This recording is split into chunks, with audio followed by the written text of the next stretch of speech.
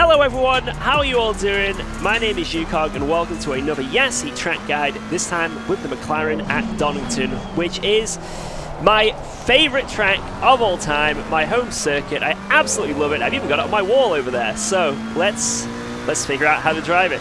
So turn one, you can run over the pit exit line, and then as soon as you meet the dotted white line is roughly where you want to brake.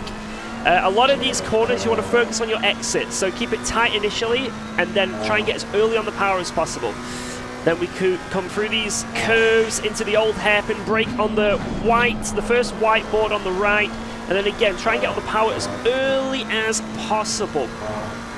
Clip it tight here, and then we've got a really off-camber right-hander. Brake just after the curve finishes, and then try and keep it tight, because if you run wide, you're screwed. And then also this run-off here is very slippy.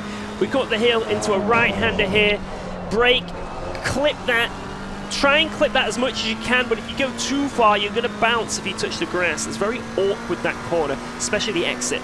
Now this chicane is very, very, very technical. You want to brake just as you start dipping down the hill, keep it very tight, and you can clip those barriers. Like you're basically playing with track limits there. We'll go over it a little bit more in the next lap. It's this hairpin brake just after the first white board and sort of go for a late apex so you can get as much power as possible on the exit. And then the final hairpin here, brake halfway through that red and white curb, sort of go to the middle of the track and then tuck it back in again for a really good exit onto the start-finish straight. So let's go over this again because it's quite a quick, fast track, and there's some stuff we definitely missed there. So like I say, you want to try and get on the power as early as you can for all these corners, because it is all about the exit. For some reason, the tarmac, or like the surface on this track, is very slippy compared to most tracks. So again, getting a good exit is vital, because the car is going to really want to step out on you a lot compared to other tracks. The rear is going to be a little bit skittish. You want to really watch out for track limits. So running wide here, running wide at the old hairpin can all get you track cuts, as well as the chicane coming up in a second. You see there, the rear was stepping out there. It's just a very slippy surface. So yeah, this chicane, if you cut too much, you'll get a track limit warning very easily. But if you cut too little, there's just so much time. There's so much time in that chicane if you can nail it. So it's very difficult to just, you know, get the perfect lap. Again, you want to brake as late as possible, a little bit too late, but you want to just clip it back.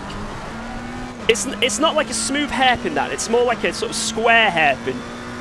So you want to get your apex late there to get, like I say, the quickest speed out of it. So the setup you want to run around here is probably something with a lot of downforce. You want to have a little bit of a stiff front on the car, because it's quite bouncy through this second sector here, so you'll bottom out a lot on the front if you're not careful. You're not going to get too much tyre wear at this track, which is a good thing, so you can really push the car throughout a race stint. But what's something that will affect you probably, it's affected me in the past, is if you have too many little off tracks, like running wide at the old hairpin, running wide here and just clipping the grass, coming back on, stuff like that. This track will really punish you with getting punctures or slow punctures on your tyres. You'll notice your tyre pressures vary a lot, and if that's the case, that's why. It's because you're having a lot of little off tracks which are all just losing tyre pressure. Oh, that was nice. That was as close as you like there. Right, let's see if we can nail this hairpin.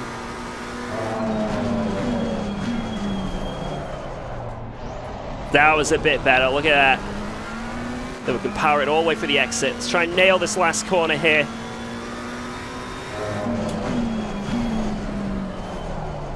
Tuck it back in, a little bit wide, but still pretty good. And that is how you do Donington. Hopefully you picked up a few tips there, and hopefully it'll help you get better at this absolutely fantastic track. Take care, guys. Have a good one. Bye-bye.